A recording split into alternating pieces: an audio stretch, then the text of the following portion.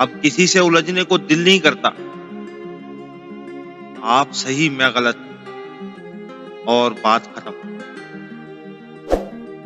आप अपने आप को समझदार जरूर समझे, मगर दूसरों को बेवकूफ समझने की समझदारी से परहेज करें। जब लोग दिल से उतरते हैं, तमीज से बात करना तो दूर, इनकी शक्ल देखने को भी दिल नहीं करता। मैंने जिंदगी में हमेशा एक ही गलती की है, मैंने हर किसी को खुद से ज्यादा जरूरी समझा। जिंदगी भी अजीब शय है, कहीं अल्फाज तकलीफ देते हैं तो कहीं खामोशियां। कुछ बातें हमेशा याद रहती हैं,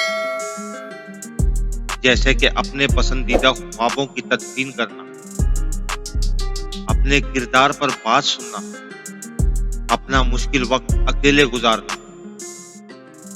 शदीद सरदर्द में शोर बर्दाश्त करना और आंसुओं को हलक में उतारना।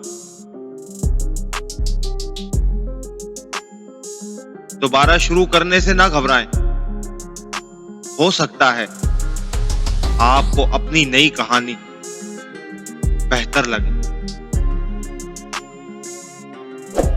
बाज़ औक़ात हमारा भरम ऐसे मकाम पर टूटता है कि हम रोने के बजाय अपनी बेवकूफी पर हंसी आती। वो सिलसिले, वो शौक, वो निस्बत नहीं रही, वो दिल नहीं रहा, वो तबीयत नहीं रही।